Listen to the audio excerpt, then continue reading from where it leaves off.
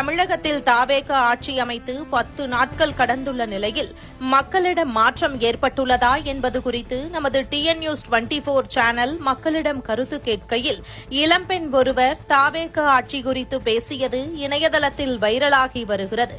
மக்கள் மாற்றம் வேண்டும் என வாக்களித்தனர், ஆனால் ஏமாற்றம் மட்டுமே கிடைக்கும் என்றும், ஊழல் இல்லாத ஆட்சியெல்லாம் கொடுக்க முடியாது, ஒரு தலைவர் முதலமைச்சராக வந்த பிறகு மக்களை சந்திக்கவில்லை, பத்திரிகையாளர் சந்திப்பு இல்லை என கேள்வி மேல் கேள்வி எழுப்பியது எல்லாம் ஆளும் தரப்புக்கு ஷாக்கை கொடுத்துள்ளது.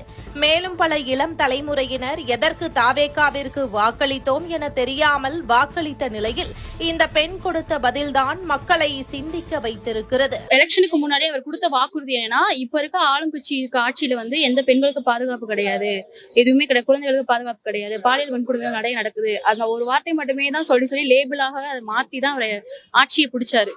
அவரோட சப்போர்ட்டர்ஸ் எல்லாமே சொல்றது, எங்க அண்ணன் வந்தா பாதுகாப்பு எங்களுக்கு கிடைக்கும் அப்படின்னு நம்பி மட்டும்தான் அவருக்கு ஓட்டு போட்டு ஜெயிக்க வச்சிருக்காங்க. ஆனா அவர் ஆட்சி பொறுப்பேற்று இந்த 20-22 நாட்கள்ல மட்டுமே 30க்கும் மேற்பட்ட கொலைகள் நடந்திருக்கு, பாலியல் வன்கொடுமைகள் நடந்திருக்கு, மொத்தத்துல 30க்கும் மேற்பட்டது நடந்திருக்கு. இதை பார்க்கும்போது இப்பவுமே அவங்களுக்கு அரசியல் புரிதலே இல்லாம ஓட்டு போட்ட சில பேர் இவ்வளவு விஷயங்கள் நடந்ததுக்கு அப்புறமே அதை புரிஞ்சுக்காம இப்ப வரைக்கும் அவருக்கு சப்போர்ட்டா முட்டு கொடுத்துட்டு மட்டும்தான் இருக்காங்க. எப்போ இந்த தமிழ்நாட்டு மக்களுக்கு அரசியல் புரிதல் வரும்னு எனக்கு தெரியல.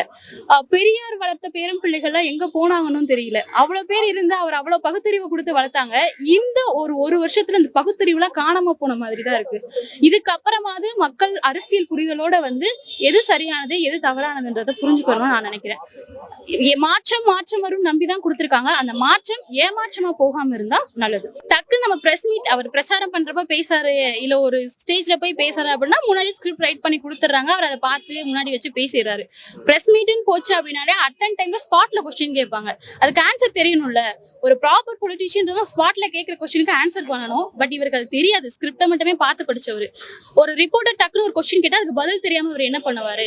இப்பவுமே அவருடைய அமைச்சர்கள் சொன்னது, ஆட்சிக்கு வர்றதுக்கு முன்னாடி கேட்டதுக்கு ஆட்சிக்கு வந்ததுக்கு அப்புறம் பிரஸ் மீட் கொடுப்பாருன்னு சொன்னாங்க. இப்ப போய் கேட்டா அவருடைய அமைச்சர் ராஜ்மோகன் சொல்றாரு, முந்தானத்து ஒரு பிரஸ் மீட்ல ரிப்போர்ட்டர்ஸ் கேட்டது கூட அவர் ஆன்சர் பண்றாரு. இப்ப நான் கொடுக்க கூடாதா? இவர் விஜய், அந்தம்மா விஜய், இந்தம்மா விஜய்ன்றாரு. இது என்ன ஒரு பதில்னு எனக்கு சத்தியமா புரியல. இதை ஃபர்ஸ்ட் புரிஞ்சுக்கோங்க. ஒரு பொலிட்டீஷியன் ஒரு சிஎம்ஏ ஆயிட்டாருங்க தமிழ்நாட்டுக்கு. இப்ப வரைக்கும் ரிப்போர்ட்டர்ஸ் மீட் பண்ணலன்னா எப்படிங்க அது? அவர் எப்படி ஒரு அரசியல்வாதியா மாறுவாரு? இதையாவது புரிஞ்சுக்கோங்கப்பா தமிழ்நாட்டு மக்களே. கண்டிப்பா இல்ல ப்ரோ, எனக்கு ஒரு ஏன்னா அந்த சிங்கப்பெண் படை அப்படின்னு சொல்றாரு.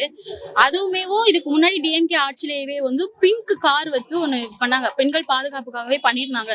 அதே காரு நம்பர் பிளேட் கூட மாத்தாம ஸ்டிக்கர் மட்டும் ஒட்டிதான் அவர் சிங்கப்பெண் படையினே ஒண்ணு ஆரம்பிச்சிருக்காரு. சிங்கப்பெண் படைன்னு சொல்றோம். அந்த சிங்கப்பெண் படையில இருக்க ஒரு காவல் அதிகாரி ஒரு பெண்ணுக்கே